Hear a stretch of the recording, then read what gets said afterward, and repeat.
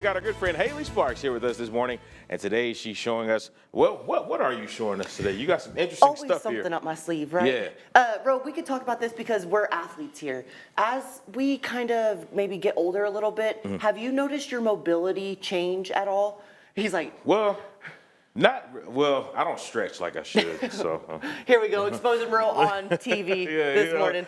But I mean, I think that's a relatable thing for a lot of us, you know. I want to say, because I was a distance runner, you guys, and getting into the weight room and stuff, I kind of had to learn new ranges of motion and mobility. So, some people, they're not able, and I remember I had knee surgery a couple years ago, so this is something that's really applicable.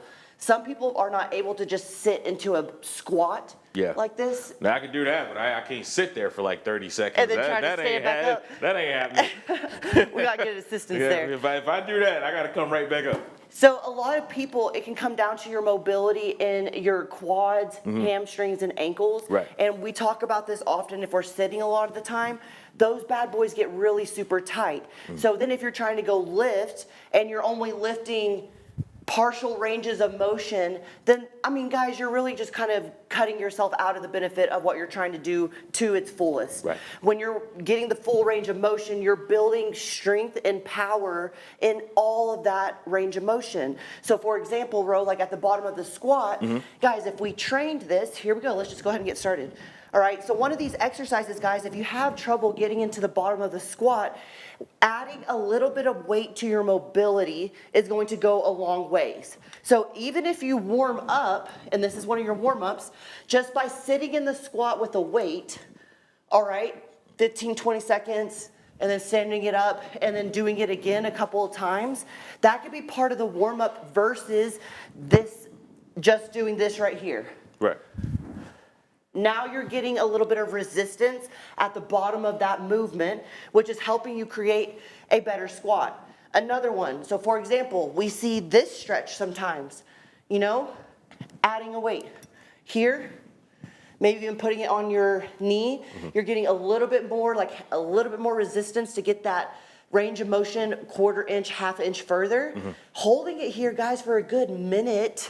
All right, a lot of us aren't patient for that, but holding it for a good minute or so, getting back out, doing the other side, that short warm up, just going between those two exercises and being intentional about holding that weight there for a solid amount of time, you're gonna be gaining way more range of motion rather than just going in and foam rolling and stretching. Yeah. So these are great like little assistants, or I use them for training too, because it can get nasty, You're already tired, you're dead, and then you try to do these at the end of a workout. It feels kind of like training, but these are also great to warm up with for your training. And we got about a minute. Talk about why range of motion is important whenever you are exercising or lifting. Yeah, guys, when you're not getting full range of motion, we're going to start compensating somewhere else. We've talked about this a lot, but guess what? Your ankles could be causing your shoulder pain. Legitimately. So if we're not starting from the ground up, or I always talk about this with nutrition, from the root causes, then we're going to be masking a lot of things. So taking time to gain range of motion properly is going to help you with your workouts in general and just your overall health. Getting up and down a lot easier, staying functionally fit, because if we're working half reps, then that's not a functional movement for the future. Right. So, wish we had more time, guys. Same here. All right, but don't go anywhere, because Haley will be back with us, and she's going to give us some nutrition tips to keep you summer healthy. And for more information, go to myhighplains.com. Coming up on Today in Amarillo, we'll be back with more summer health tips from Haley Sparks after the break. All right, Alan, thanks so much. We are back with Haley Sparks, and now we're talking about some ways to improve your nutrition. So what you got for us? How are you breaking our hearts today? I'm playing. That's always the question, really. That's always the question, but all with love. No, I want to talk a little bit about sleep and cortisol. I actually am talking tonight, guys, at 5:30 at the War Memorial Museum on Georgia over cortisol. This will be live on Facebook if you guys want to listen. But we're kind of getting back into, school around the corner, which is kind of weird to think about. August is just around the corner. Sleep is one of those massive things, ladies and gentlemen, that is going to impact your health more than you think it is. Word, okay? Think of your body's natural rhythm as like a zigzag. Why is that word hard to say? A jigsaw? Is that what I'm trying to say? I don't know what I'm... Seesaw. Is that what it? Oh, a seesaw? Seesaw. Oh, okay. Guys, what the heck?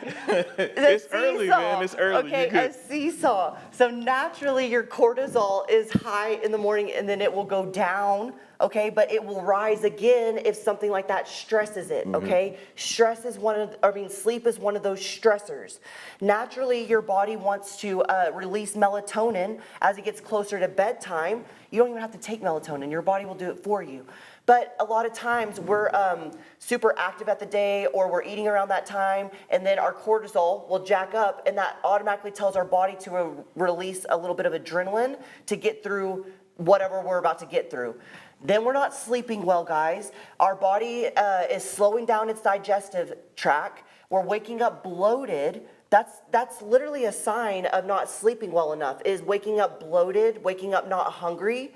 I had someone ask me this last week that question, which is why I wanted to talk about it. If you're waking up bloated, guys, it's probably a lack of sleep. We got to get that cortisol under control. So a couple of tips, guys. Take a nap.